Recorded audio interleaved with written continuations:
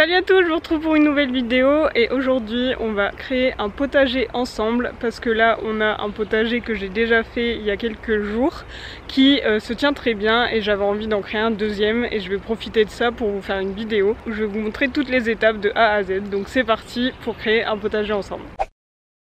Donc pour vous expliquer, il y a à peu près 2 semaines, j'ai un ami qui est venu m'aider à faire ce potager là. Donc ici c'était juste de l'herbe, on a fait donc ce potager qui fait 1 mètre de large sur à peu près 7 mètres de long.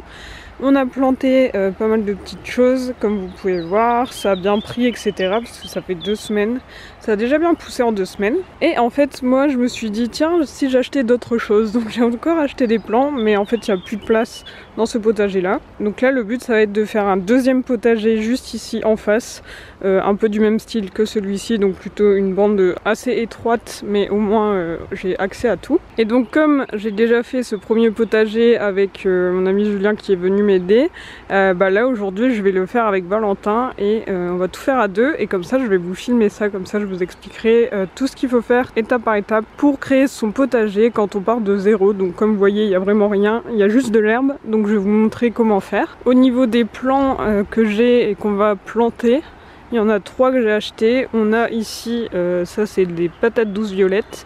Là juste derrière c'est de la courge musquée. Et ici c'est un ensemble de 3 plants de melon. Et là on a aussi un grand plant de tomates cerises, mais celui-là je pense pas le mettre dans le potager, mais plutôt juste là derrière. Mon ami Julien m'a conseillé du coup de mettre ici parce que comme ça pourra grimper sur le grillage. Mais en tout cas les 3 autres on va les mettre dans le potager qu'on va créer aujourd'hui. Au niveau de l'emplacement, on a choisi là parce qu'au moins de ce côté-là, vous voyez là on n'a aucun grand arbre juste ici et du coup il n'y a pas d'ombre, ce qui fait que toute l'après-midi le soleil passe là et que le potager est vraiment au soleil de midi à 19 h. Donc c'est vraiment l'idéal. En plus là on est le matin et le soleil il se trouve là, donc il y a déjà du soleil le matin. Donc c'est vraiment le meilleur endroit du jardin pour mettre un potager. Et la deuxième bande on va la mettre là, comme ça au moins on a vraiment cet espace qui est dédié au potager. Et dans un deuxième temps on pourra mettre ici éventuellement une petite clôture pour empêcher Loki de courir dans le potager. Et comme ça lui il a quand même accès à tout le reste du jardin qui est quand même assez grand. Donc voilà pour la petite présentation de cette vidéo, j'espère que ça va vous plaire et du coup c'est parti pour transformer cette pelouse en potager. Donc au niveau des outils dont vous aurez besoin, on a tout d'abord besoin d'une pioche qui va permettre en fait d'enlever la pelouse plutôt facilement. Ensuite vous allez avoir besoin d'une bêche, donc ça va servir notamment à délimiter le potager et bien faire les contours. Vous pouvez utiliser aussi un râteau comme ça c'est pas mal pour émietter un peu la terre, casser les grosses boules de terre et bien aplatir le tout. Cet outil aussi est assez utile, je crois que ça s'appelle une binette et ça c'est notamment pratique pour casser aussi la terre, gratter un peu etc. Et c'est plus léger que la pioche donc c'est plus maniable en tout cas pour moi. Au moment de planter vos plants vous allez pouvoir utiliser une petite pelle comme ça. Évidemment tout le long c'est bien d'avoir des gants pour se protéger les mains. La touche finale ça sera l'arrosage, donc pour ça il faut un arrosoir, ça me semble logique. Et puis forcément vous avez besoin de plants. Donc voilà la pelouse avant de faire le potager. Alors première étape ça va être de délimiter du coup l'endroit où on va creuser, faire le potager. Donc pour ça vous pouvez prendre 4 bâtons pour faire les 4 coins du potager et de la ficelle. Moi j'ai ça parce qu'avant ici il y avait un grand étendoir qu'on a retiré et du coup ça c'est les câbles qui servaient pour l'étendoir et c'est assez pratique du coup pour délimiter le potager. Donc on va faire ça et en fait là celui-ci fait 1 mètre sur 7 mètres. Et là on va faire je pense la moitié, donc 1 mètre sur peut-être 3 mètres je pense. Et ça suffira pour les melons, les courges et les patates douces. Voilà, donc là on a délimité notre potager avec les bâtons et les fils. Donc maintenant avec la bêche on va venir faire une sorte de bordure tout le long du câble pour creuser en profondeur et en quelque sorte séparer la pelouse qu'on va enlever et celle qui reste. Et après avec la pioche du coup on va retirer toute la pelouse qui se trouve dans cette zone pour n'avoir plus que de la terre. Donc voilà, l'idée c'est de faire les bordures comme ça avec la bêche. C'est un peu compliqué, il faut avoir de la force ou mettre tout son poids pour réussir à enfoncer, mais le but c'est de séparer comme ça la pelouse. Et donc ensuite avec la pioche on vient passer en dessous de l'herbe. Donc là par exemple j'ai planté ma pioche et quand je la pousse comme ça, on voit que grâce à nos coups de bêche ici, il y a vraiment l'herbe qui se détache et ça permet d'enlever toute la couche d'herbe plutôt facilement. même si c'est quand même assez fatigant.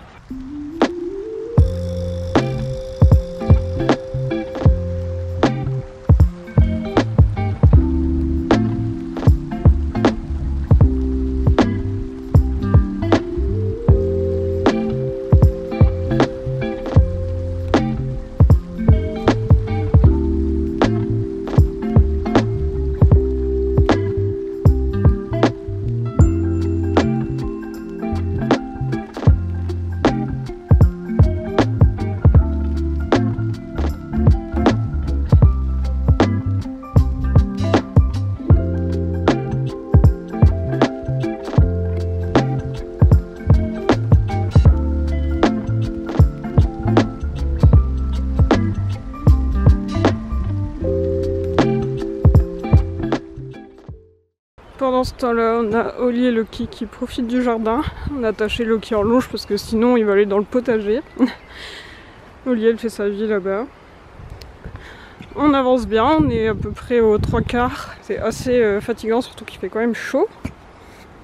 On a bientôt fini.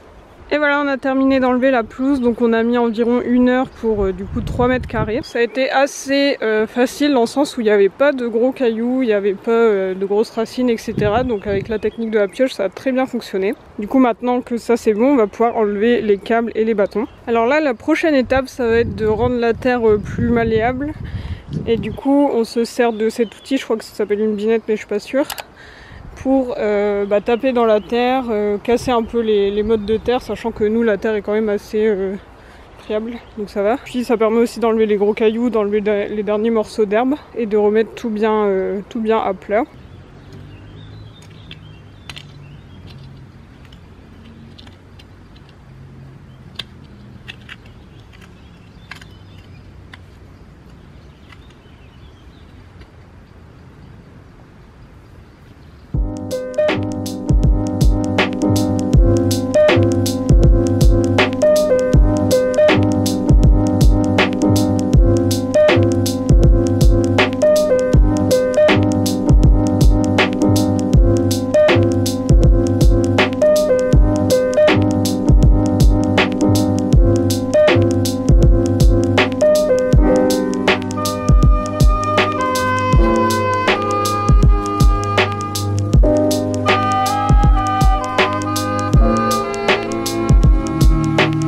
Et voilà, la terre est prête, donc on a bien tout ratissé, on a enlevé les racines d'herbe qui restaient, les cailloux. Du coup maintenant on arrive à l'étape de l'engrais. Donc l'engrais ça permet en fait de nourrir la terre, d'apporter des nutriments qui vont aider les légumes et les fruits à mieux pousser. Et donc au niveau de l'engrais, vous pouvez en acheter en magasin. Mais moi ce qu'on m'a conseillé c'est d'utiliser du fumier, mais il faut bien que ce soit du fumier qui date de plusieurs mois voire plusieurs années. Parce que si vous prenez du fumier vraiment tout frais, ça va être trop fort et ça va pas plaire aux légumes. Donc il faut du fumier qui date et finalement quand ça date ça ressemble un peu à de la terre. Donc nous au niveau de l'engrais c'est du fumier. Julien a trouvé quelqu'un qui en fournissait, donc on a acheté ça une dizaine d'euros. On avait 2 énormes tonneaux qui ont servi pour le potager ici. Et donc là il nous en reste qu'on va pouvoir utiliser pour ce potager là. Et vous allez voir ça ressemble vraiment à de la terre. Et donc là le but ça va être d'en étaler sur toute la terre et ensuite de mélanger un petit peu avec la terre présente pour faire un petit mix d'engrais et que ça vienne nourrir le sol, parce que quand il va pleuvoir en fait ça va emmener l'engrais plus en profondeur et ça va nourrir le sol. Donc voilà l'étape suivante. Et comme l'étape d'après ça sera du coup de planter nos plants, et il faut pas oublier de les arroser avant pour pas avoir une motte trop sèche. Donc là je les ai mis dans une bassine, j'ai mis pas mal d'eau, comme ça ils boivent par le bas.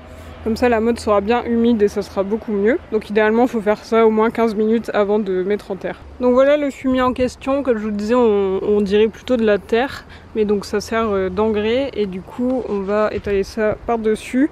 Il aurait fallu je pense en avoir encore plus, mais bon c'est pas très grave. Je pense qu'on va surtout en mettre là où on va planter nos plants. Donc comme on a 3 plants, je pense qu'on va mettre un plant par mètre et du coup on va surtout mettre de l'engrais au centre là tous les mètres, comme ça ça sera bien concentré autour des légumes.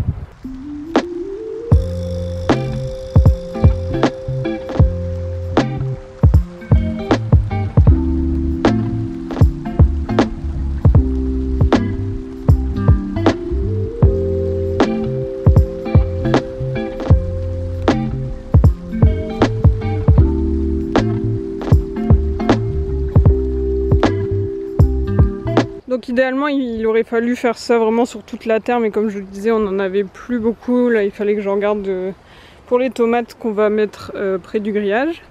Mais donc maintenant qu'on a fait ça, on va prendre notre petite pelle ici et on va du coup creuser un trou. On va remettre de l'engrais dans ce trou et on va mettre notre plant à l'intérieur. Donc là ici en premier je vais mettre les patates douces violettes parce qu'apparemment ça rampe beaucoup, donc ça va prendre de la place, donc comme ça pourra aller vers le jardin si besoin. Donc j'ai bien ma motte qui est bien humidifiée et je vais du coup faire un trou comme ça avec ma pelle.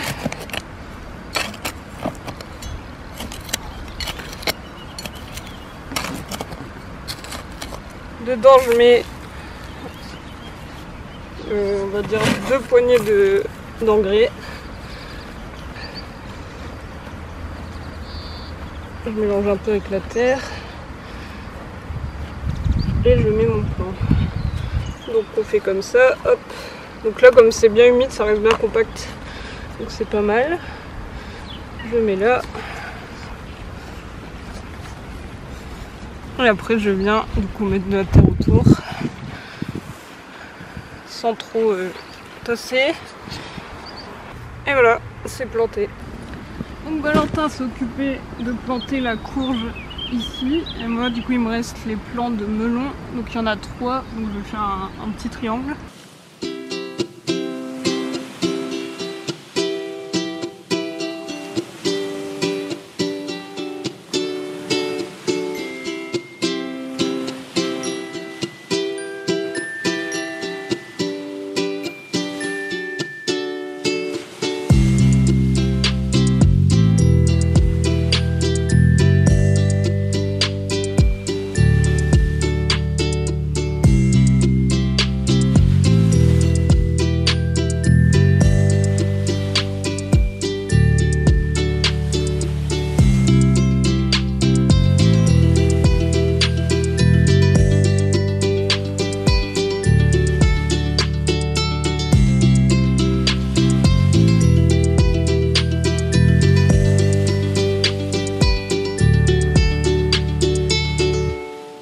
Je fais une petite pause dans le potager pour vous montrer les roses qu'on a dans le jardin parce que c'est vraiment un truc de fou. C'est vraiment trop beau et du coup comme je sais que c'est pas non plus éternel, j'avais trop envie de figer ces roses sur YouTube parce qu'elles sont vraiment trop belles. Donc c'est juste à côté de la porte d'entrée qu'on a ce rosier qui est vraiment immense et elles sont vraiment trop belles.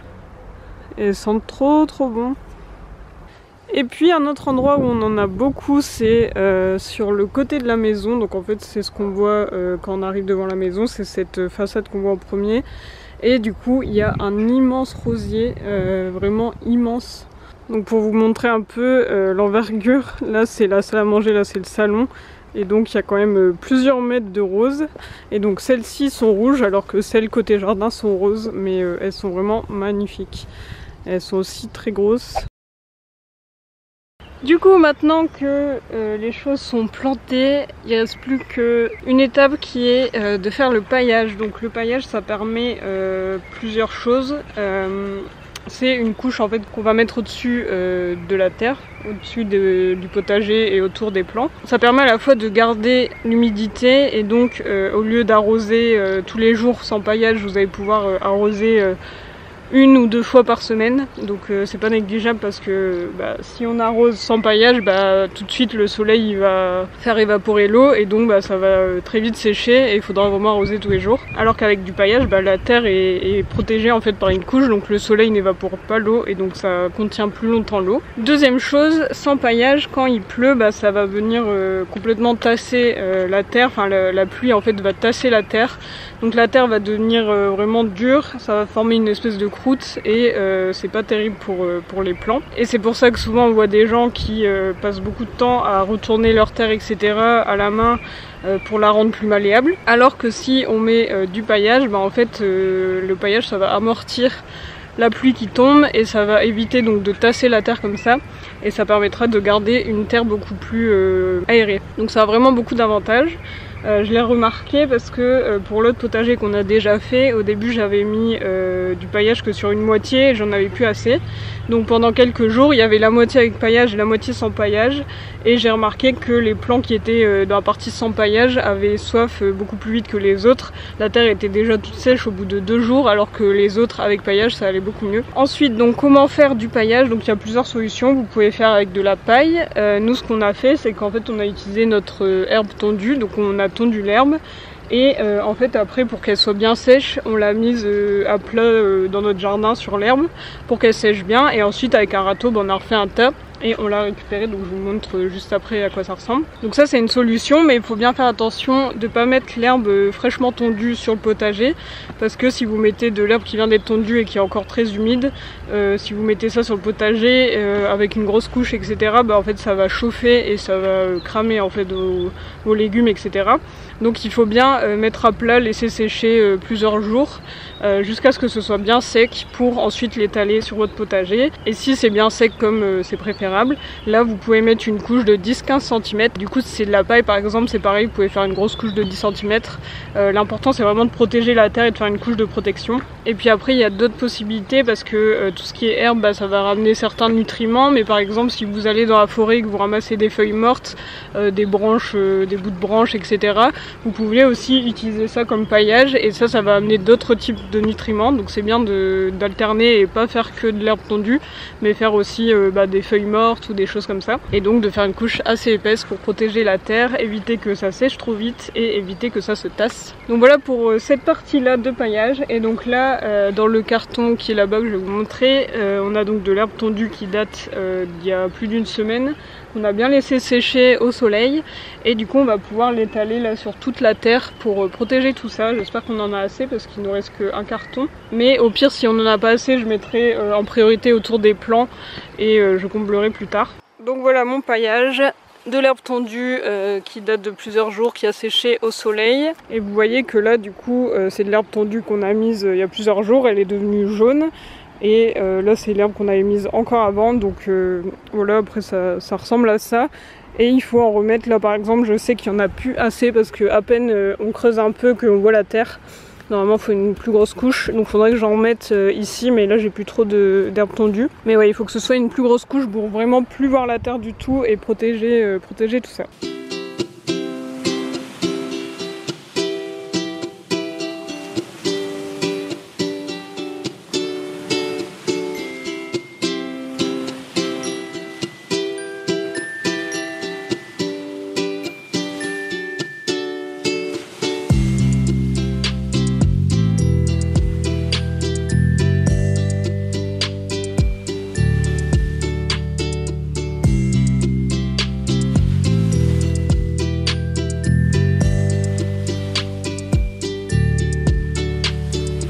Et voilà, j'ai fini de faire le paillage. Alors il m'en manquait un tout petit peu, du coup j'ai pas fait jusqu'au bord, donc j'ai laissé un contour sans paillage, mais je le compléterai plus tard. Du coup voilà ce que ça donne. Pour vous donner une idée de la couche que j'ai mise, vous voyez que là, pour arriver à la terre, il y a quand même ça d'épaisseur.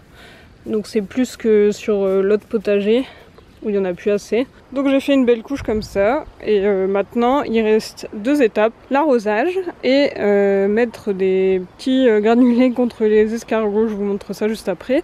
Au niveau de l'arrosage, j'ai de la chance parce que ici il y a un récupérateur d'eau qui est relié en fait au toit de la dépendance qui est ici, qui est en fait un espèce de poulailler. Et du coup cette eau, donc c'est de l'eau de pluie, et ici il y a un robinet, donc je peux juste mettre mon arrosoir en dessous et je récupère l'eau. Et comme ça c'est juste à côté du potager, donc c'est vraiment parfait. Donc je vais arroser tout ça. Julien m'avait dit que quand on arrose, il faut compter 3 secondes sur chaque plante. Donc on arrose 1, 2, 3, 1, 2, 3, et là comme c'est le premier arrosage, on peut repasser 2-3 fois comme ça sur chaque plant. Et il m'avait dit aussi d'éviter d'arroser directement sur le plant, mais plutôt autour. Voilà ce que je peux vous dire sur la partie arrosage, donc let's go.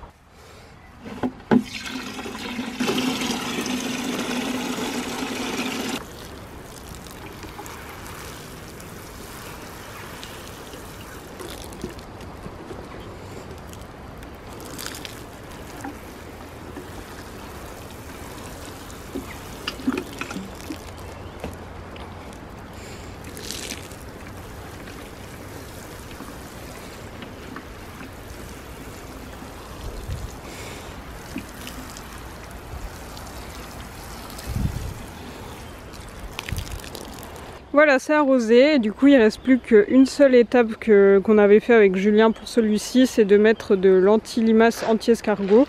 Donc on a acheté celui-ci parce que du coup il est utilisable en agriculture biologique. C'est pas un danger pour les animaux domestiques et hérissons, résiste à la pluie, etc.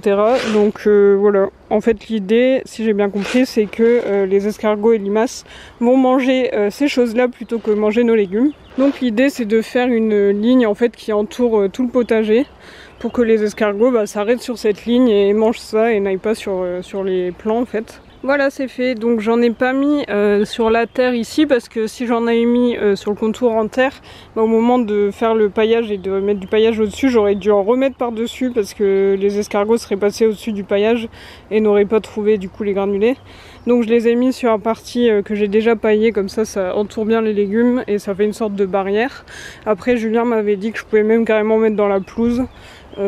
Voilà, à voir. N'hésitez pas si vous avez d'autres astuces contre les limaces et les escargots parce qu'en plus j'en ai pas mal dans mon jardin. Mais du coup voilà pour ce potager qui est maintenant terminé. Donc nous avons les patates douces violettes, la courge musquée et 3 plants de melon. Il reste plus qu'à s'en occuper, arroser régulièrement. Avec le paillage 1 à 2 fois par semaine, ça devrait suffire. J'espère que ça va fonctionner. En tout cas, j'ai vraiment tout fait comme on a fait pour ce potager-ci. Et ici, ça pousse pas mal. Donc ça fait à peu près 2 semaines que c'est en terre. Les salades ont pas mal grossi. Les pieds de tomates vont bien. Ici, ça a bien poussé aussi. Là c'est du poivron, là on a des courgettes. Les courgettes elles ont bien poussé parce que quand je les avais mises il y avait que 1 ou 2 feuilles et là il y en a plus que ça, donc c'est cool. Donc tout ça pour dire que ce que je vous ai montré là pour ce potager c'est exactement les mêmes étapes que ce qu'on avait fait pour ici et que ici ça pousse bien. Donc c'est bon signe, bien sûr c'est pas parce que ça pousse bien qu'il va y avoir beaucoup de légumes, donc ça on verra dans les mois à venir. En tout cas côté salade je pense que ça devrait aller. Donc voilà pour cette vidéo potager, j'espère que ça vous aura motivé à faire un potager chez vous, même si du coup là on est début juin, je sais même pas quand va sortir la vidéo donc ça sera peut-être un peu tard, mais peut-être que ça vous motivera pour l'année prochaine. D'ailleurs je vous ai pas dit, mais si jamais vous voulez faire un potager l'année prochaine et que vous voulez que ce soit plus simple, au lieu d'enlever la pelouse comme nous on a fait, vous pouvez tout simplement pendant l'hiver poser du carton ou un tissu sur l'herbe à l'endroit où vous voulez votre potager, et en fait le fait de pas avoir de soleil pendant plusieurs mois ça va faire qu'il n'y aura plus du tout d'herbe et que ce sera beaucoup plus simple à faire, donc n'hésitez pas à faire ça si vous voulez anticiper. Mais en tout cas voilà, donc c'était vraiment en mode débutant, on part de zéro, on n'y connaît rien, j'ai essayé de vous expliquer tout ce que Julien m'avait appris. J'espère que j'ai pas trop dit de bêtises et j'espère que ça aura été clair. N'hésitez pas à laisser des commentaires avec vos astuces si vous le souhaitez, vos retours, et du coup moi je vous dis à bientôt pour une prochaine vidéo. Salut!